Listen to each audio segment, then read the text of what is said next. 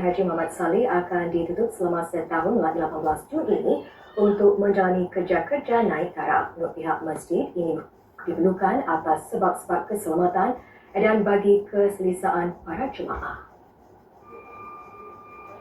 Jubin-jubin pecah, bingkai tingkap yang dimakan anai-anai serta keadaan konkrit yang usang dan meresap air. Beginilah keadaan makam Habib Noor yang sudah dimamang usia. Kali terakhir kerja naik taraf dilakukan di sini ialah 40 tahun yang lalu. Makam yang terletak di Masjid Haji Muhammad Saleh di Palmer Road ini dibangunkan pada tahun 1890 dan bagi menjaga keselamatan dan keselesaan para jemaah, pihak masjid memutuskan untuk menjalankan kerja-kerja baik pulih di makam ini mulai Selasa depan. Kalau kita lihat di makam sekarang dengan keadaan di atas tu banyak keadaan-keadaan yang telah usang lah, yang mana prasaran dia harus kita perbaiki. Dan kalau kita ketahui ni makam Habib Noor ni dia terletak dekat atas bukit. Dan dulu kalau tengok dia dekat dengan laut.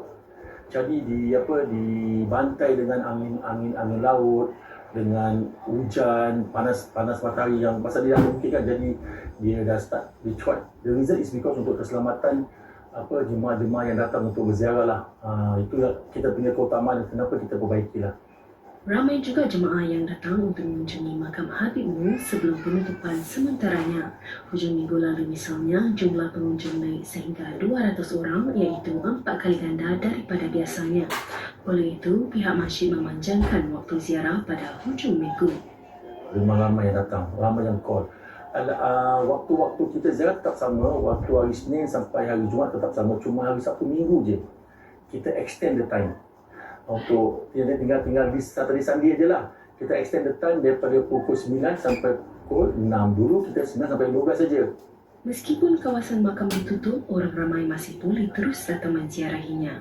Pihak masjid akan menyediakan ruang khas sepanjang tempoh kerja-kerja naik taraf itu dijalankan.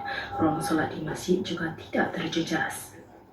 Kebanyakan mereka salah anggapan. Mereka ingat bila makam tutup pun termasuk masjid.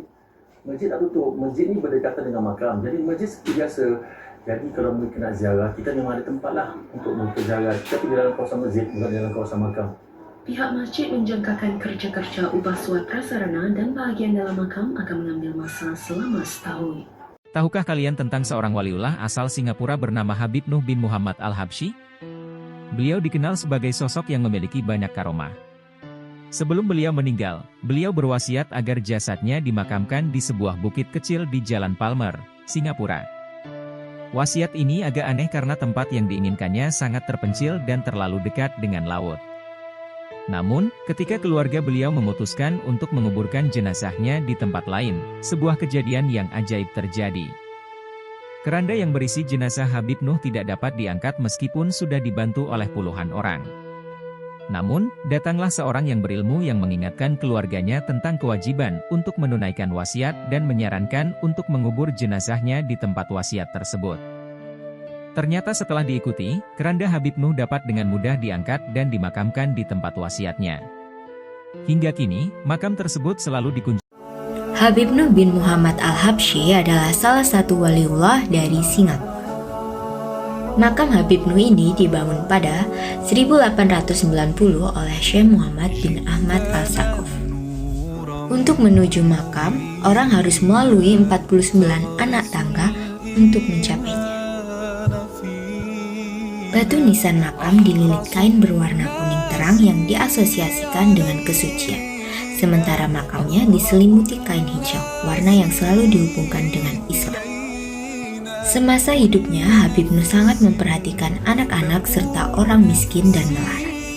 Ia selalu memberikan anak-anak permen dan menyumbangkan uang untuk orang miskin. Beberapa kata bijak yang patut kita ingat adalah jangan serakah akan harta dan materi yang bersifat duniawi atau memiliki perasaan benci kepada siapapun sepanjang hidupmu.